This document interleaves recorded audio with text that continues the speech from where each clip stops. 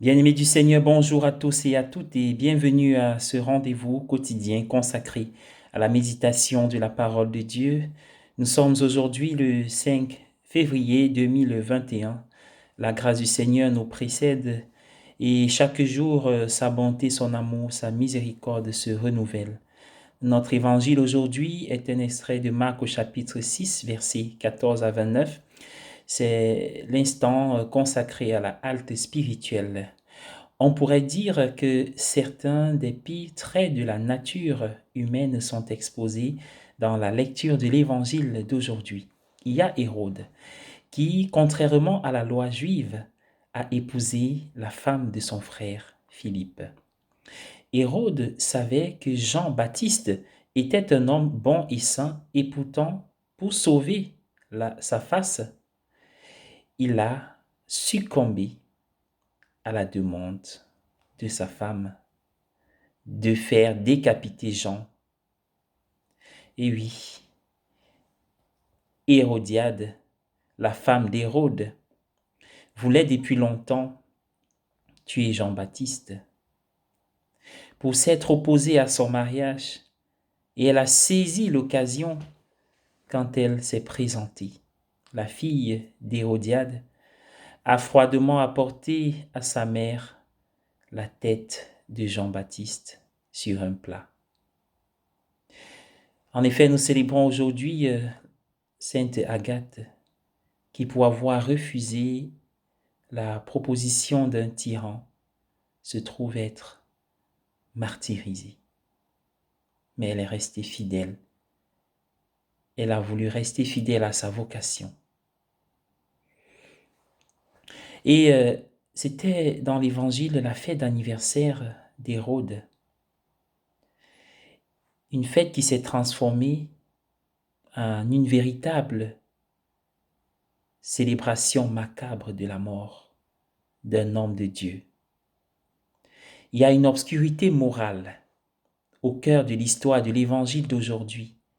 Pourtant, si les trois personnes au premier plan de ce récit évangélique illustrent certains des pires aspects de la nature humaine, Hérode, Hérodiade et sa fille, la lumière de la bonté de Dieu était là aussi.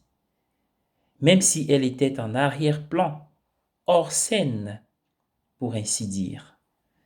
Il y avait le bon et saint Jean-Baptiste dans le donjon d'Hérode.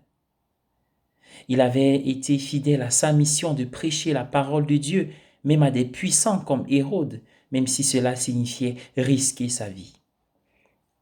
Ensuite, il y avait aussi les disciples de Jean-Baptiste qui, dès qu'ils ont appris la mort cruelle de Jean, se sont empressés de lui donner une sépulture digne.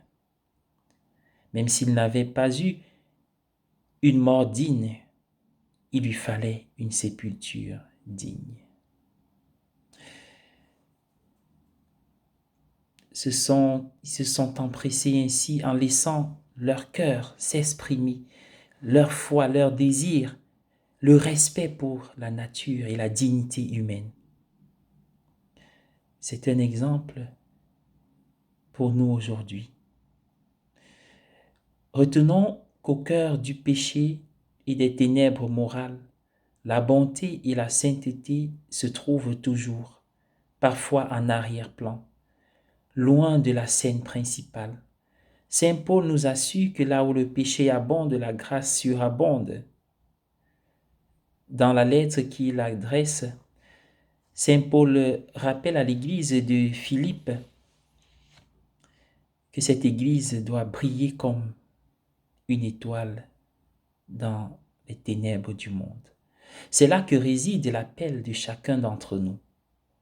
Nous devons laisser la lumière de la bonté, de l'amour et de la beauté du Seigneur briller dans notre monde, parfois sombre, en restant constamment, permanemment, espéramment convaincus que les ténèbres ne vaincront jamais la lumière.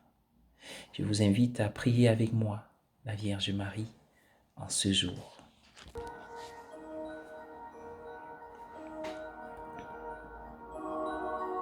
l'ange du Seigneur apporta l'annonce à Marie.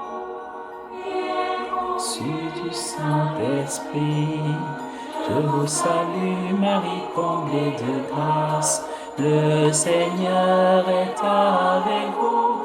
Vous êtes bénie entre toutes les femmes.